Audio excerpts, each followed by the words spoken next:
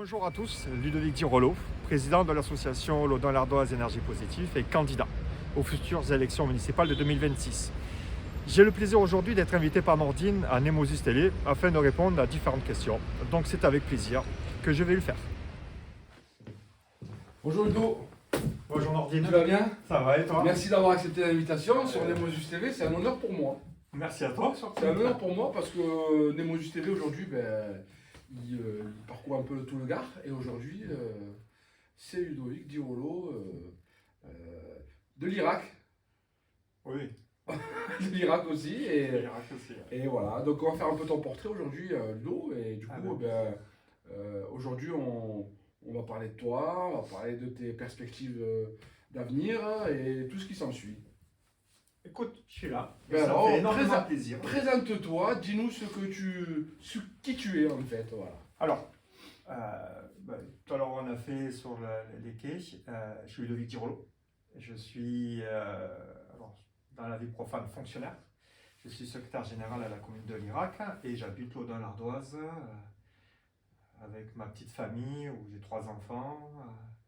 Donc une qui a 26 ans et les 2 derniers qui ont 6 ans et 2 ans. Donc voilà. Ludovic, moi j'ai une question parce que tu es candidat. Oui. La première de mes questions c'est à quel âge tu as ressenti véritablement la passion pour la chose publique parce que tu es fonctionnaire mais en même temps aujourd'hui tu es candidat à la mairie de Laudun-Lardoise. Tout à fait. Alors à quel âge tu as ressenti cette passion ou d'où est venue cette passion? Ça remonte à loin puisque je me suis investi dans le syndicalisme déjà à la base à l'âge de 24 ans. Donc c'est un peu jeune pour certains. Voilà, moi je suis tombé dedans. Mon père était ancien cégétiste à Eugine-Acier à l'Ardoise avant d'être muté sur Fos-sur-Mer. Donc j'ai toujours baigné dedans et c'est vrai qu'à 24 ans, je me suis lancé dans le syndicalisme jusqu'à 34 ans où j'ai mis un fin à mon dernier mandat syndical. Puisque je venais de passer un mandat complet de 4 ans à Paris, au siège de la CFDT, où je me suis franchement épanoui dans le syndicalisme. Mais voilà, je voulais passer à autre chose dans ma vie et montrer que ce que je disais quand j'étais dans le syndicalisme, le yaka faucon, c'était de le mettre en pratique en poste de responsabilité avec des agents sous ses ordres et voir comment le syndicalisme pouvait m'apporter une gestion du personnel qui pouvait montrer que ce qu'on disait qui était faisable, dans les faits, est réalisable. Donc voilà. Et de fil en aiguille, la politique est arrivée. Alors quand je dis la politique, c'est pas la politique politicienne, mais c'est s'intéresser à la vie du village. On s'y met un pied dedans, on discute avec des amis, et on se dit, quand on n'est pas content, c'est bien de râler, mais c'est bien aussi de proposer. Donc on a passé le pas avec un groupe d'amis et on s'est dit, maintenant on y va. Voilà. D'où le fait que on s'est lancé avec cette équipe-là pour les prochaines municipales. Donc cette association que tu as créée pour partir au municipal qui s'appelle Laudun-Lardoise Énergie Positive. Énergie Positive. Ouais. Donc c'est apporter des solutions à Laudun-Lardoise qui compte aujourd'hui 6700 habitants. À peu près, voilà, à peu près, d'accord. L'idée pour nous, c'est vraiment d'être au plus près des habitants. C'est-à-dire demander leurs problématiques, c'est pour ça qu'on a mis en place plein de réunions publiques, c'est de prendre leurs problématiques et essayer d'y apporter des solutions, si on peut. Mais si on peut apporter des solutions, c'est de les mettre en pratique si on est élu. D'accord. Alors moi j'ai quelques questions éventuellement concernant des propositions que tu pourrais faire en temps de... Alors la première des questions, pour moi, c'est qui est d'actualité, on ne va pas se cacher, c'est comment comptes-tu faire de ta commune éventuellement un exemple si tu étais élu en matière d'écologie et de développement durable? C'est une bonne question. Mais en même temps, voilà, c'est d'actualité. Alors, pour répondre à ta question, on pourrait parler longtemps sur ce sujet-là. On y travaille au sein de l'association. Il y a plusieurs tiroirs à cette question-là. Et moi, je ne dissocierai pas la transition écologique à la transition énergétique. Parce que les deux vont de pair. Si on veut travailler sur ça, il faut qu'à un moment donné, on travaille sur notre PLU. Je vais donner 3-4 exemples. On sort d'une pandémie, on s'est rendu compte que pendant la période de pandémie, les gens, ils avaient besoin d'espace à côté de chez eux. Donc aujourd'hui, l'idée, c'est de repenser le PLU et le paysage de notre cité, en créant un espace de vie au cœur du village.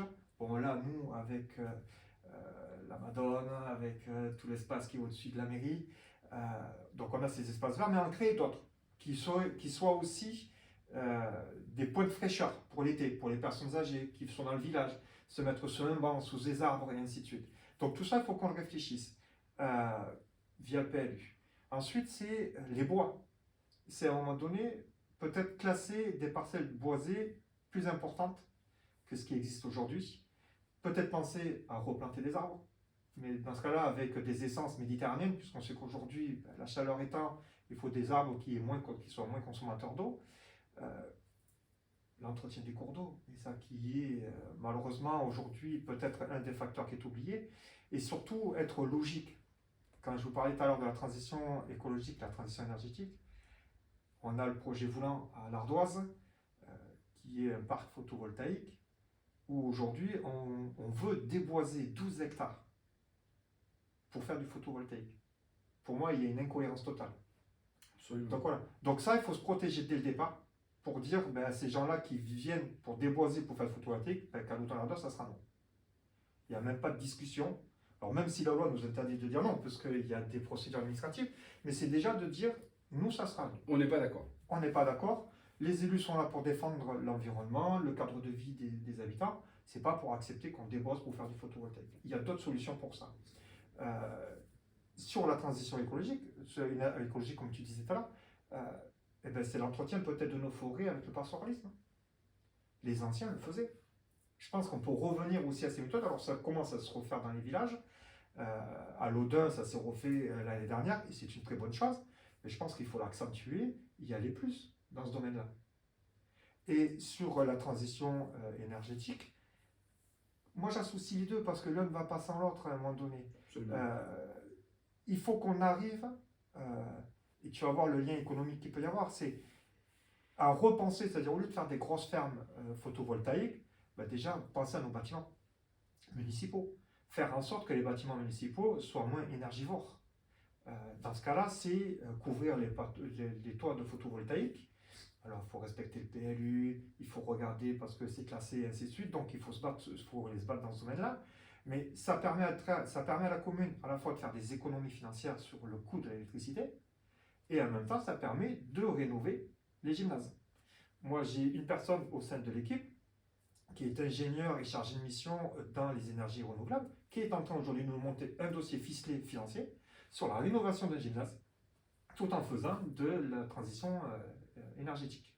Donc c'est jouable, mais il faut se poser, puisqu'aujourd'hui il y a plein de sociétés qui se créent, tant sur la transition écologique que sur l'énergétique. Il faut se mettre, prendre des spécialistes, travailler, voir les pistes d'évolution qu'on peut avoir sur le terrain, chose qu'on est en train de travailler aujourd'hui avec l'équipe. Mais c'est un sujet qui est à la fois passionnant. Moi, je n'étais pas forcément très écologique à la base,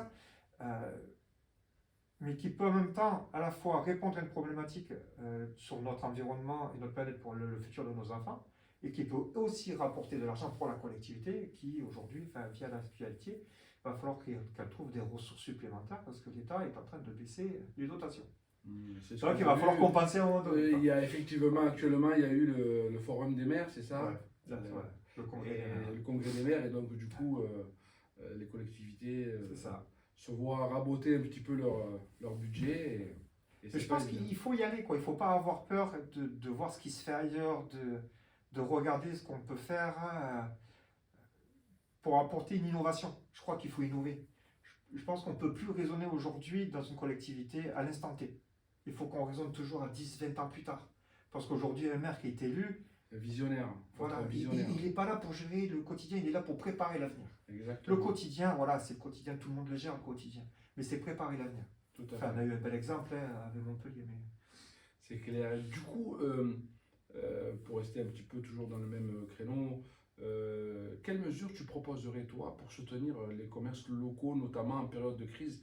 On a connu une période de crise, effectivement, tu l'as rappelé. Comment tu pourrais éventuellement les soutenir? Si si tu deviens maire? Alors, je ne vais pas dire qu'il y a des solutions miracles parce qu'il n'y en a pas. Ce qu'il faut regarder, c'est ce que nous on est en train de faire, c'est qu'on est en train de regarder ce qui se fait ailleurs. Dans les communes où ça marche. Parce que c'est vrai qu'il y a des communes où ça ne marche pas, il y a des communes où ça marche. Donc il faut arriver à faire ce mix en disant à un moment donné, qu'est-ce qu'on peut faire? Moi je reprends toujours la période de pandémie qu'on a eue. À titre perso, on était enfermés chez nous comme tout le monde. Hein, on n'a pas été exempt à l'eau de l'ardoise. On a découvert que dans notre périmètre, on avait plein de petits commerçants. C'est fou. J'ai découvert qu'il y avait dans un village à côté des vendeurs de pâtes, et qui livraient. Alors qu'on n'avait pas l'habitude de les connaître, ces gens-là. Mais parce que pendant cette période-là, grâce aux réseaux sociaux, tout le monde se donnait des conseils. Il y a telle boutique à tel endroit, il y a tel commerçant à tel endroit. Et on a pris l'habitude pendant toute cette période-là de les appeler. Période de pandémie arrêtée, on retombe dans nos travers. Mais c'est une réalité. Et on retourne tous dans les gros centres. Alors que je trouve ça dommage. Le commerce de proximité a été d'une grande utilité. Mais tout à fait. Et je crois qu'aujourd'hui, le rôle peut-être d'une municipalité, c'est ce que je dis. Moi là, je critique personne parce que c'est pas évident de travailler sur ce thème-là, mais à un moment donné, c'est peut-être d'engager des dépenses parce que ça a un coût. Alors, ou par un site internet dédié au commerce local, où chaque entreprise va pouvoir faire sa petite vidéo. Les mairies ont tous un site internet hein, pour les démarches administratives et ainsi de suite. Et bien là, créer un site internet peut-être à part, dédié au commerce local, pour dire que chaque commerce, ben, la mairie, alors via une société ou autre, fera une petite vidéo. Alors nous, on a sur Bagnoles une société qui fait aussi sa petite télé, qui fait des reportages dans chaque société. Et je trouve ça génial, puisqu'il y a des sociétés qu'on ne connaît pas sur le territoire. Donc là, peut-être, ça serait peut-être de les mettre en valeur, pour que les gens qui veulent connaître une société, ben voilà, il y a cette société-là. Une vidéo qui serait après retransmise sur une page Facebook dédiée au commerce local.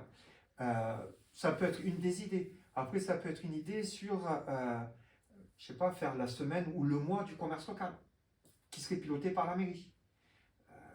Parce que je pense qu'à un moment donné, si on ne montre pas aux gens qu'on a ces commerces-là, les gens qui sont commerçants n'ont peut-être pas l'habitude de faire du marketing, n'ont peut-être pas l'habitude de se faire connaître, n'ont peut-être pas... Alors tout le monde va dire c'est génial, mais si c'est que du bouche à oreille, ça ira pas plus loin, quoi. Moi, ce qui m'a marqué à l'Audin il n'y a pas longtemps, c'est un commerce d'habillement qui a été fermé, et en gros, c'était marqué fermeture pour cause de manque de clientèle. Triste. Voilà, c'est triste quand on voit ça. Alors après, on peut se poser différentes questions. Est-ce que c'était le produit qui n'était pas adapté? Est-ce que c'est parce qu'à un moment donné, moins connu, ou que c'était peut-être plus cher qu'ailleurs? Parce qu'aujourd'hui, après, on a aussi une réalité financière. Moi, perso, je vais chez mon boucher à l'eau de l'ardoise. Je m'en régale, c'est de la bonne viande. Je vais chez le primeur qui est dans la rue de la République. Et on s'aperçoit que les prix ne sont pas plus chers que dans le commerce, dans la grande distribution. Mon boucher, pour vous donner l'exemple, et là, ça peut aussi faire partie d'une discussion qu'on peut avoir avec l'association des commerçants, c'est que le boucher a pris conscience, là, dernièrement, que les gens n'avaient plus le même porte-monnaie. Et que lui commençait aussi à avoir sa clientèle, peut-être les quantités diminuées. Ce qui fait qu'il a fermé, et il a fait un post, mais je trouve ça génial en plus, il a fait un post sur Facebook en disant « Je ferme, mais promis, je réfléchis pendant mes vacances, comment je vais pouvoir faire gagner du pouvoir d'achat à mes clients. » Il va s'adapter. Voilà. Et aujourd'hui, sur ça, pas mal de produits, il fait 2 acheter 1 gratuit. Donc vous avez automatiquement un jeu. Mais je trouve ça génial. Absolument. Parce qu'il a compris que, lui, il faut qu'il vive aussi, il ne faut pas rêver parce qu'il a ses charges, et ainsi de suite. Mais il s'est mis à la place des gens. Et je pense qu'il peut avoir de la clientèle qui va venir.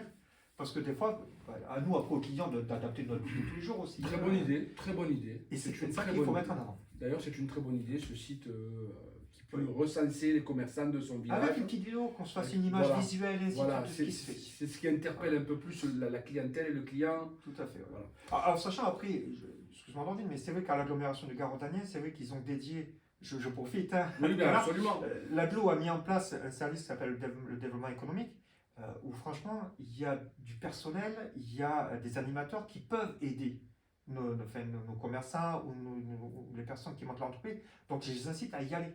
Franchement, parce que c'est des gens qui sont hyper compétents et qui peuvent aider et qui peuvent à un moment donné permettre aussi de monter des dossiers de subvention ou des dossiers d'aide pour les entreprises.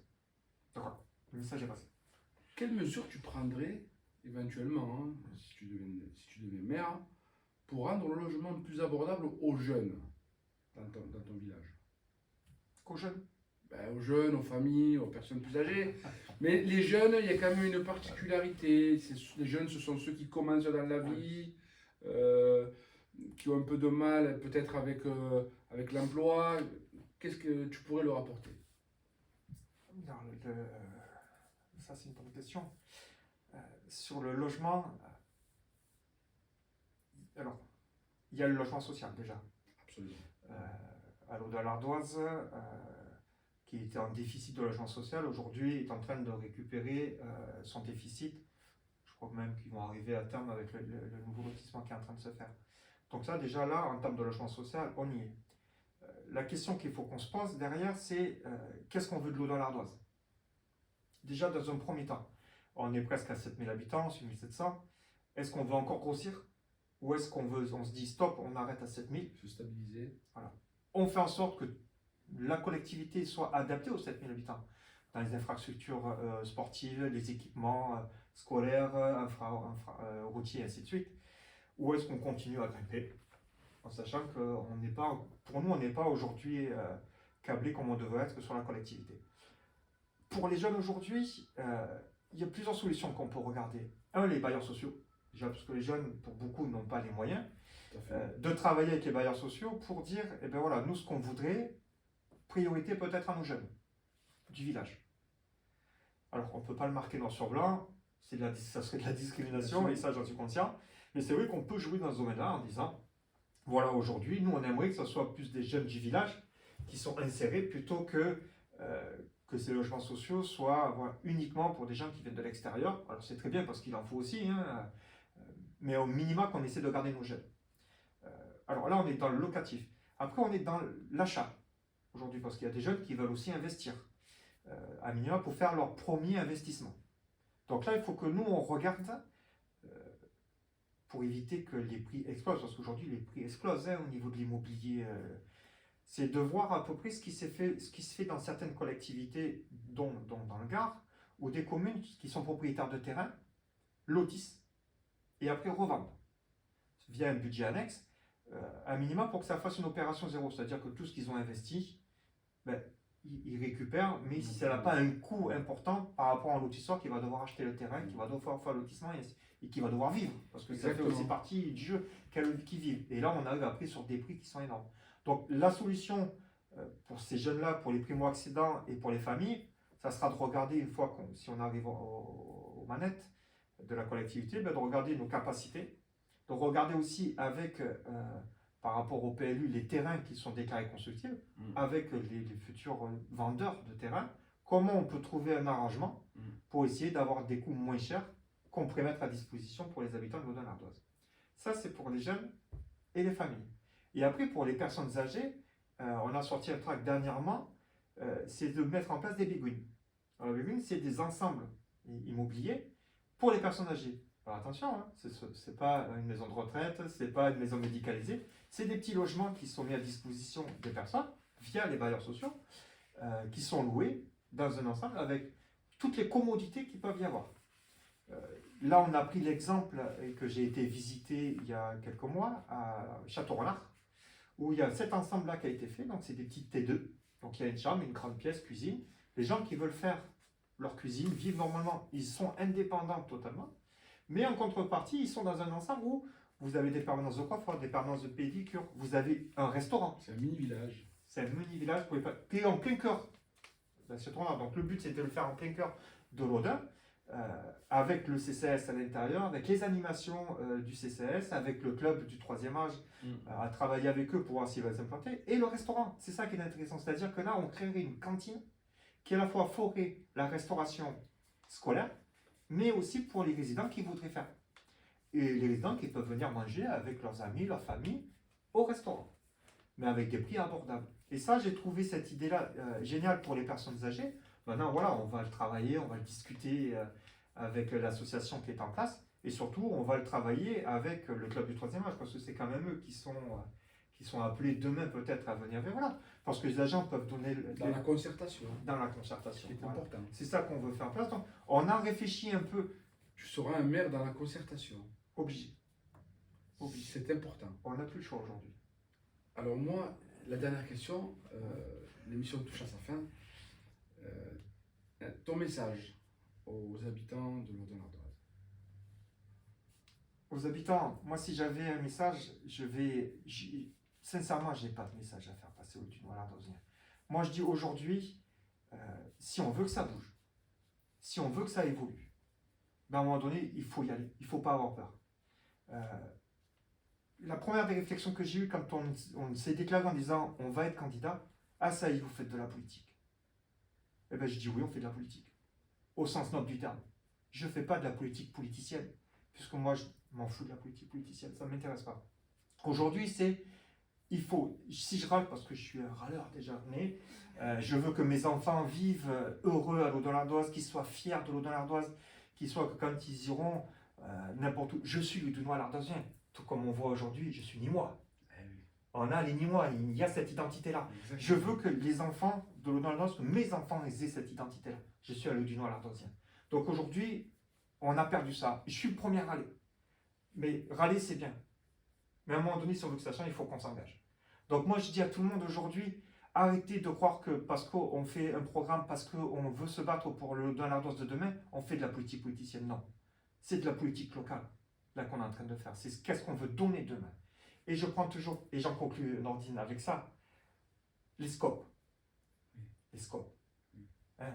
Aujourd'hui, on s'aperçoit qu'il y a de plus en plus de scopes qui se montent. Mais c'est qui la scope?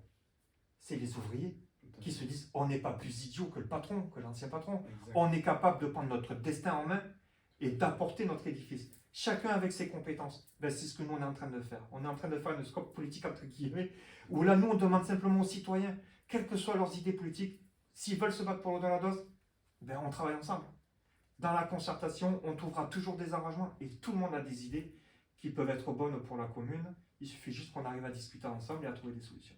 Voilà le message en gros. Merci, que je voulais passer. merci beaucoup Alors, d'avoir franchement, merci à accepté toi. l'invitation. Merci à toi. Je crois que je vais aller faire un tour à l'Aude-en-Ardoise, je reviens. Bon plaisir, beaucoup. Martin. Avec À très grand vite. plaisir. À très vite.